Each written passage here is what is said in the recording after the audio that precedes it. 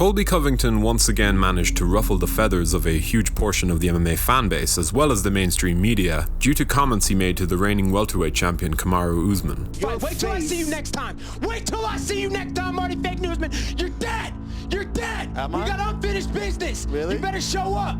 Really? I'm coming for you. You said that last time. What happened? Yeah, you wait till this time. You Yeah, know who was winning big stuff. You're so soft. You didn't even finish Woodley. You're so soft. Yeah, you never. Who'd you get a call from? You get a call from freaking your little tribe? They give you some smoke signals for you?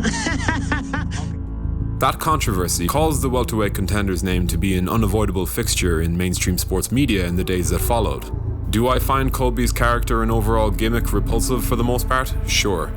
He's not a villain or a heel that is built on any real level of finesse or skill.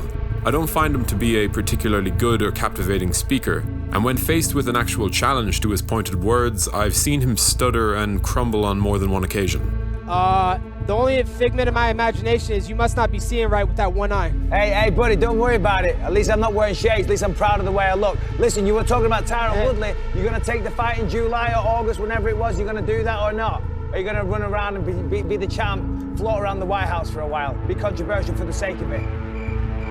I'm the real champion right now, and I won that first fight. It was a corrupt fight, and it was a fixed fight. Next time on a level playing field, I promise you, Marty Fake Newsman's head, I will have on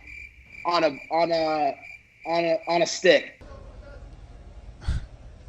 But with that being said, whatever he is doing is working an absolute charm, without question. The name Colby Covington has never held more weight in the mainstream world, and while his views and actions split people down the middle, his standing in the sport is something he has well and truly manifested for himself. His ties to President Trump aren't exactly going to be a breaking point for any fans who weren't already put off by his antics, and for what it's worth, seeing the current president of the United States of America take such an interest in a UFC fighter is certainly something. Sure, there are political motives behind it.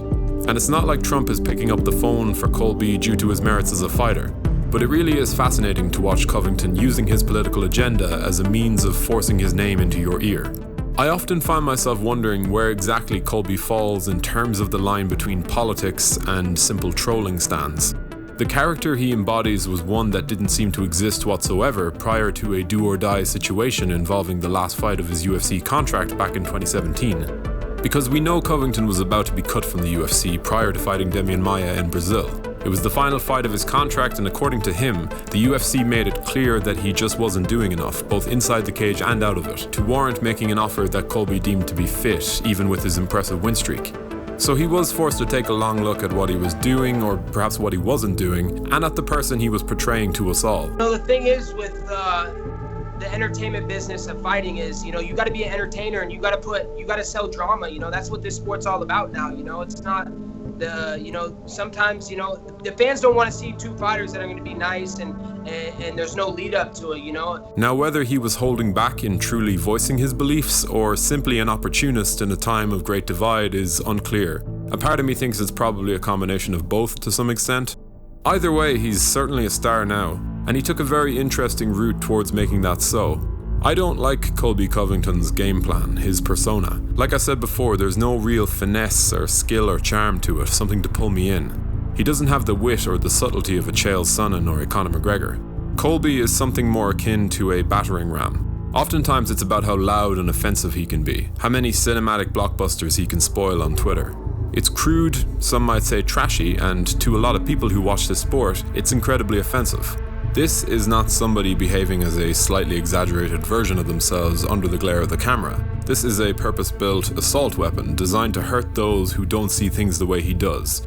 And it is entertaining, don't get me wrong, and to be honest, I don't take anything he says too seriously. RDA, you don't want it because you know what I'll do to you, nerd. I'll stick your head in a toilet, take your lunch money, and stuff your in a locker. But truth be told, the biggest shame for me comes from the fact that Colby is without a doubt one of my favorite fighters in the UFC today. I mean that purely based around what happens inside the cage, but if we put the character to one side for a moment, Colby Covington, in my eyes, is nothing less than electric as a competitor. I'm a big fan of volume-based offense. I love the idea of wearing an opponent down based on your own ability to drag them into deep waters.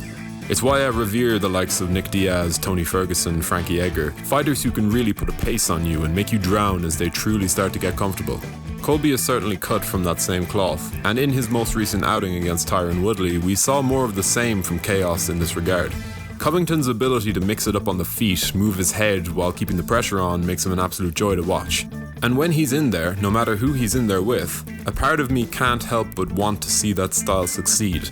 I love those moments where you can see the volume fighter realize that their opponent is wilting, where they begin to understand that something of a gulf is starting to form between their stamina and their adversaries. Where Woodley was fading, Colby was merely warming up last weekend. The bout with Usman aside, that's what we've seen in the vast majority of Colby's fights up until this point. In the Robbie Lawler and Rafael dos Anjos fights in particular, I found myself torn between the side of me that wanted to see Colby's game plan work to its absolute peak, and the side of me that wanted to see this troll get his comeuppance. It truly is an odd one, I'm not afraid to admit it. I love his style, I really do. The way he dissected the once fearsome Robbie Lawler over 5 rounds impressed me to such an extent that I was almost cheering him on mid-combination as he battered one of my all-time favourite fighters on his way to a lopsided decision victory. I'm not a fan of Colby Covington in the slightest, so forgive me if I sound conflicted, but I suppose there's a lesson to be learned here about the way we support these athletes. Sure, the persona and the gimmick make up one side of the story, an increasingly powerful side of the story, but at the end of the day, it's all secondary to what happens inside the cage, right? And in many ways, I think it took a fighter like Colby to really put that into perspective for me. He takes pride in being this abrasive, divisive figure, a figure that is in many ways bad for the sport overall. But when it comes down to it, sometimes we get fooled into thinking that all this extra padding informs how we feel when the cage doors close. People who hate Conor McGregor the man often undersell and in many ways disrespect his fighting ability, where the people who love and adore him elevate his actual achievements to the point of silliness. But I do think that a lot of people miss the point when it comes to being a supporter of combat sports athletes in particular. And though I feel like I've always done my best to separate the personal from the professional, watching Colby defeat Tyron Woodley made me confront a rather interesting truth about what it is that we do as fight fans.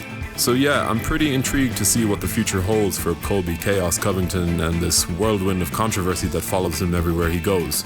There were a few things he did in that fight that showed evidence of improvement, and while he may need one more victory to get back into a title fight, watching this man develop his pressure-intensive, volume-based style is simply irresistible to me. That said, I would probably still cheer if he was knocked out stiff in his next outing. Being a fight fan is an odd one, I'll tell you that much. If you enjoyed today's video, be sure to leave a like and subscribe to the channel to stay up to date with all of our latest uploads. And as always, thank you for watching.